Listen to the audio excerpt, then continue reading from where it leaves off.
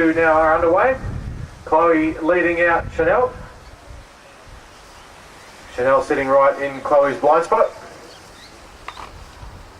Chloe again, this is the second time she's done any racing of any way, shape or form. We've not seen Chanel before, but she's an under 15 from Carnegie Caulfield, so she will have done quite a lot of training and probably quite a lot of racing, but probably not very much in the way of match sprints, as I think we're about the only club that does it.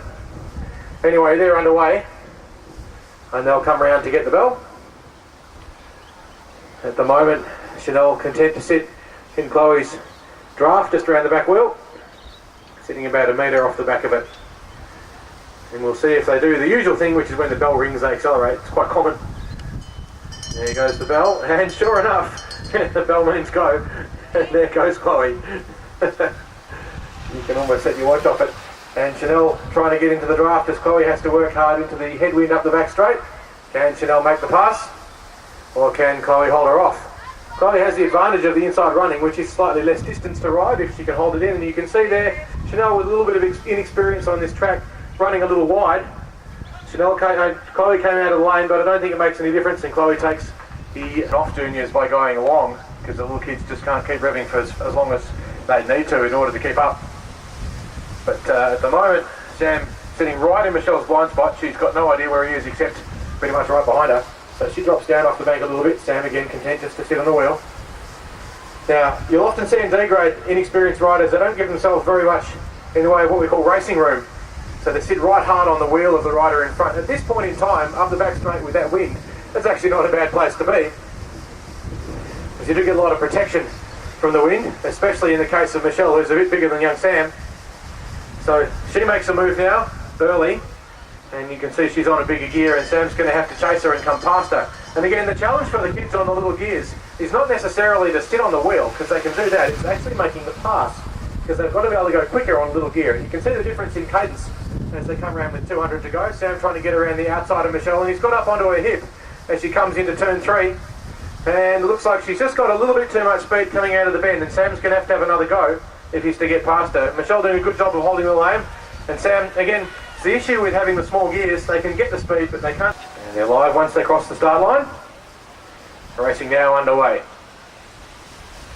We were questioning this morning whether or not we'd actually run the race. I was lying around in bed thinking, oh golly, it's pretty windy and rainy, but that was out in Mernda, and this is a different country, and where the climate changes are often different in different parts of the world. And Mernda was very windy and quite rainy this morning, but not nearly so bad here. So I rang up I sent a message to Britt and said, hey Britt, is it windy around where you are? And she said yes, and then there was something about beans. But at the end of the day, we decided to race, and here we are. And Paul Yeatman leading out Ben Schofield. Ben sitting again, giving himself a bit of racing distance, so those of you in D-grade watch this. Ben's giving himself some room to move rather than being trapped on Paul's wheel. Paul now makes a move coming out of turn 4. That's the most common place that racers tend to actually start in this particular series. And Paul's gapped Ben quite convincingly there with that jump coming out of turn 4 with about a 15 metre lead up the back straight. They've been lucky with the wind, it's died off just a little bit, so Ben unfortunately is going to get tailed off, and Paul will come around. Now Paul did race the Omnium yesterday, so he should be carrying a bit of fatigue, but Ben will have done something similar. Paul Yeatman takes, and her last round of the National Junior Track Series, she managed to win everything she raced, almost at a canter. She trains in the Victorian Sprint Group, and Johnny Lewis trains himself, sometimes shows up to train when he has time. He's been a bit crook over the last few weeks too, so it'll be interesting to see how his endurance pans out over the next few rounds. Britt at the moment patiently sitting the wheel. She's probably a little bit closer than we generally like, but maybe she's just trying to get some shelter up the back straight from that wind, which is picking up again. No, she wouldn't have been happy with the time she qualified on today. John doing a good job of just watching over his shoulder, trying to see where she is as she sits hard in the blind spot. Let's see what move gets made. Britt again waiting patiently, probably relying on her jump. She's a very explosive young lady. She's been training sprint now for about a year and showing some pretty decent speed. But she's got herself pinned there on John's wheel. He's backing into her a little bit, giving her not much room to move. And then he jumps out of the saddle, but Britt hits it down the back straight. Whack, straight past. Good night.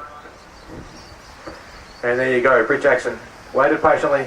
Her coach might have a word to her about sitting too close to a wheel, but Johnny Lewis concedes that one. and they're live now. Prior to that, there's really not much point even bothering to look behind you. David keeping Tilly right up on his hip, giving her not much room to move, but he needs to keep above walking pace, or the commissaire will have a chat to him. But Tilly not disturbed by that at all. She's been riding sprint now and training sprint for about 6-8 months, I think, thereabouts, give or take. And she's improved enormously throughout solid training, and she was training on disc on Friday night and riding some pretty good times. David makes a bit of a trademark move there. He often goes with a lap and a half or less to go, so he's gone with a lap and 3/4. So he's making this into about a 700 metre sprint. Now, Tilly's starting to shut down that gap. The interesting question is, will she be patient or will she blow straight past him? David's got the gas on, and it's 307 metres to go. Tilly looking pretty comfortable there in the draft. And she's still holding that racing distance, waiting for her opportunity to hit, and she's starting now to increase the pace up the back straight. He uses the draft. We've practiced this a fair bit. And round she goes. A little bit too much speed there for David. Makes the pass, and Tilly Coy will take this one out in the end, probably reasonably comfortably. David not giving up by any stretch of the imagination, but Tilly... Both riders with the 3-2 Scatto handlebars, which means they're serious about their sprinting. I know, because I've got one. So therefore, it must be serious. The interesting contrast, as Nick Mark points out, that David's got a casco and a wind vest. So it's kind of like trying to go fast and slow at the same time.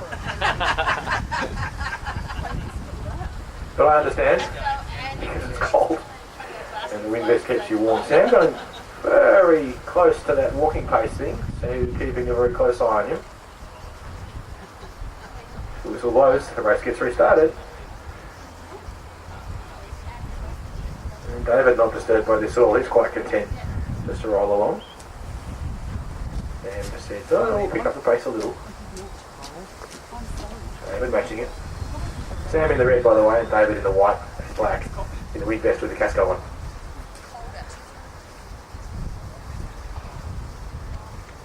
Sam giving David a little room to move, possibly trying to make this into a short, sharp, jumpy race. Trying to rely more on being able to out-jump David rather than necessarily be able to outspeed him. David, a very astute rider. In the past, he was an elite rider at a lot of different forms of the sport. Had a very long break, went off mountain biking for a while, and had a bit of a comeback to sprint about a year ago, and the improvement in him over the last 12 months has again been pretty amazing. He's a genuinely talented individual, and as a result, with a little bit of training, he's come up very quickly indeed. Sam still trying to keep a close eye on David. They've now got a little bit over a lap to go. There goes the bell. Do we get the D-grade jump? No, we don't.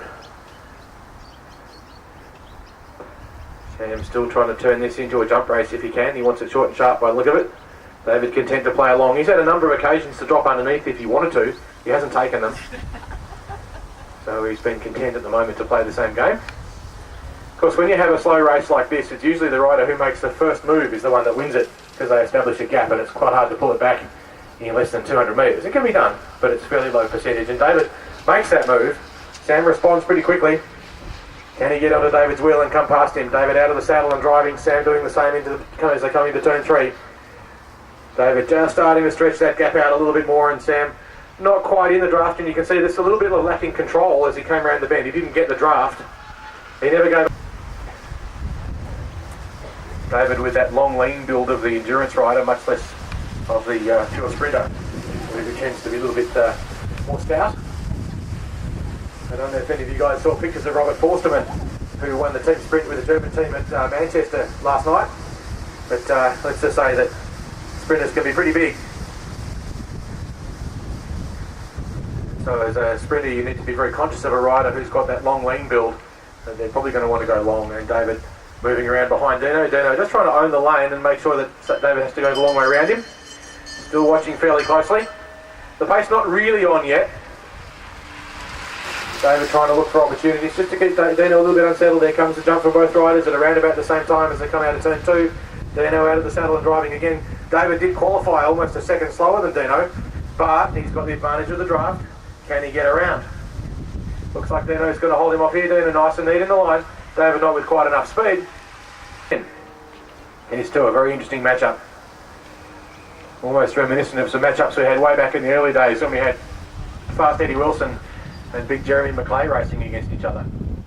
And a couple of them kind of, little bit of a hook and drop. Just let's see what you got. Ben not disturbed by that at all. Ben does a lot of his training out the back of Bairnsdale on his track bike, on a track bike out on back roads, doing all sorts of efforts. So he's doing it the hard way. And we took him into disc last week and had a little bit of a check and see what he could do, and he was quite impressive. Very powerful young man. You can see that by the size of his legs.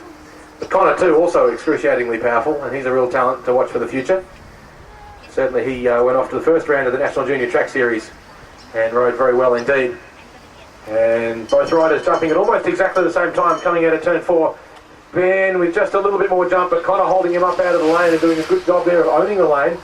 And he commits to the lane now, coming through the back straight. Ben trying to go the long way around the outside of him. And again, that's a little bit of tactical skill that he's perhaps missing out on a touch. He's not quite giving himself the best possible chance he could to get it. And Connor Rowley in the end takes that. He's now live as they cross the start line.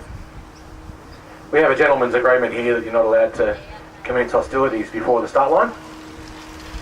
And because we don't use start line holders, it just slows everything down. Get through our races nice and quickly. After this we'll have a 5-minute or so break. As Kel rolls around the outside of Luke. Luke content to give him the lead. No real attempt there to address that. Kel riding with the Jets program. And Luke mostly coaching himself, I think. Well, he does come to our training sessions on Fridays and Sundays, or at least on Sundays I should say. Kel makes the move, Luke with the sit comfortably on his wheel. Remember, Kel needed to do something fairly aggressive to give himself a good chance. Luke giving himself lots of room, a little bit of a break there, and you can see jumps out of the saddle to hit him down the back straight. And so too Kel trying to second kick it as he comes into the bend. Luke steps around the outside, coming into 3.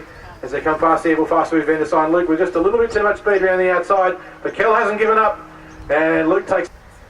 You know how it works, Jared. And we're live now. Both riders wearing Casco helmets, but Jared with the yellow saddle, that's how we'll tell them apart. Oh, that Jared's in his white skin suit and Ben in Carnegie blue.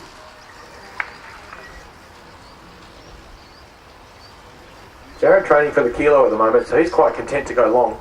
But as David showed us at the last round, he's quite happy to go long too. He took Stephen Elul out for a lap and 3/4. And as he swings up, Jared picks up the pace, trying to open up a little bit more of a gap, as David was possibly trying to do the same. And Jared commits to the move early. David chasing, David now got himself 2 metres off the back end of the slipstream as they come out of turn 2. David waiting patiently. Jared committed, he's going to have to second kick as David makes a move up the back straight. Into the slipstream, comes around the outside as they come into 3. It's neat, it's pretty close there as they come through the bend. Jared just on the inside, but David looks like he's going to have a little bit too much speed around the outside. We've got the